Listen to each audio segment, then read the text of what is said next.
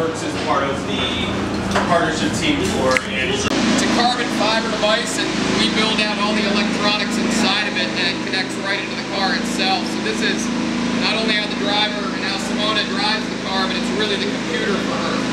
So you'll notice up here there's this dial. That's all for the engine settings, where if you don't have to worry about saving fuel, you're going flat out at the end of a race, you're going to turn this all the way up, and it's maximum horsepower, maximum fuel mixture. If you're trying to save fuel or the caution comes out, whatever it might be, you'll dial this all the way back to the leanest mixture to save as much fuel as you can. This is the pit-to-car radio right here, so she'll just, anytime she wants to talk, she has to be on the button to do that. These two buttons are the weight reactors, so depending on the course of a run, and Simona's running around the track, she starts off with a full fuel load. That starts to burn off, and then the car's handling characteristics change. So she can literally move weight to the front, to the rear, just to help with the consistency over the race itself. This is the reset button in case something happens or you have a spin and you just want to reset the system. Neutral is here. There's no gear in the car other than off the wheel. How to get to that. This is the overtake button, this green button here. So on street courses and road courses, if you're stuck behind somebody or you're late in the race and have to defend against somebody, this will give you 50 extra horsepower and a couple seconds of that boost. So you can use that to defend or you can use that to pass. It's not here on the oval because all you do is get up behind the guy in front of you, get into their toe and their draft, and then you slingshot around. So you don't really need the overtake on the oval. Here's the water button. So she has a hose that actually comes directly from a water bottle that's in the cockpit that will, while she's going 230 miles an hour, just feed that right to her mouth. The reverse is here, so there's no gearing other than this button that you get backwards, or hopefully we don't have to use that, but it's right here instead of on the back with the gearing. It's a sequential 6-speed transmission, so upshift here, downshift over here, and the revs will get on these lights. These lights light up to here, so she's hearing the car, and then she'll see the engine rev to a certain point, and she'll click to the next gear. And these engines go for about 13,000 RPM, so that's sustained. We get 4 of them for the whole year, interestingly enough, from Honda, and they have to go 2,500 miles. So for them, it's all about efficiency and learning as much as they can. And the quality, the power units have been really good to us, and they've been pretty bulletproof over the years, knock on wood. So in practice for this month, we've actually had engines that we raced in St. Petersburg, Florida, and New Orleans on road courses that were just retuned to race here at Indy. So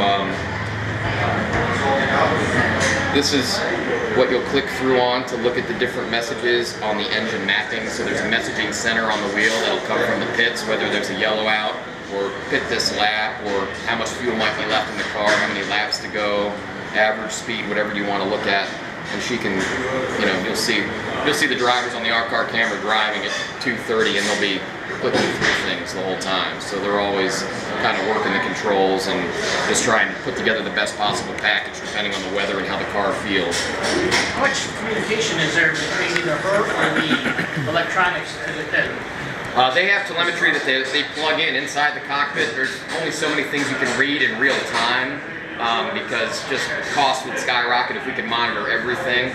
But when we test, I mean, we'll put on stress sensors here and here. We'll have heat sensors by the engine. I mean, there's so many things that when it's not a race weekend we'll be measuring, but during a race situation, a lot of it comes from Simona talking to the pits.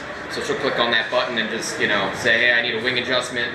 I need more downforce. It's getting, you know, the car's starting to get away from me in the corners. I'm going to need some more downforce cranked into the wing, and they'll do the pit stop, and one guy will run around and he'll turn a knob, you know, 1 or 2 clicks, and that'll change the leading edges on the front wing. So there's a lot of adjustments she can do in the car, and a lot of adjustments that the crew can help her with on pit stops. So it's all about driver comfort. In this race, it's a physical race, but it's not like a back and forth street course or road course race. It's a really big mental game here. I mean, it's mentally exhausting, the strategy and racing 32 other folks out there, and then the consistent speeds of 225, 230, 235, 240. By the end, these guys are just wiped out. I mean, or gals, I should say.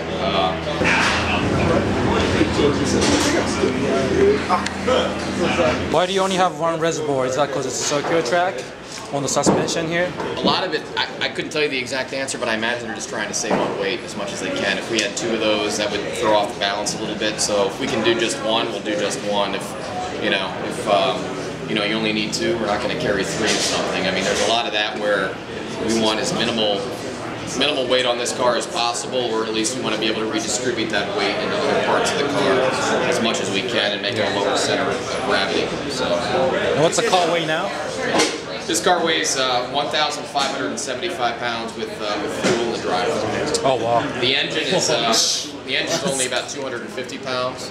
But yeah, again, with the aerodynamics, the wings on this car, there's so much reverse lift generated that these things stick like glue to the track. And really, the contact patch for the wheels, if you add it up off the 4 tires, it's about the size of a piece of paper.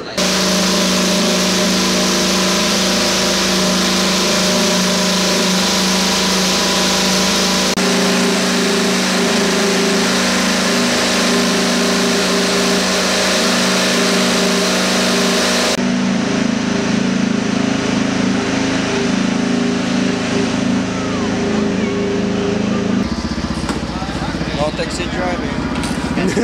Hey, I got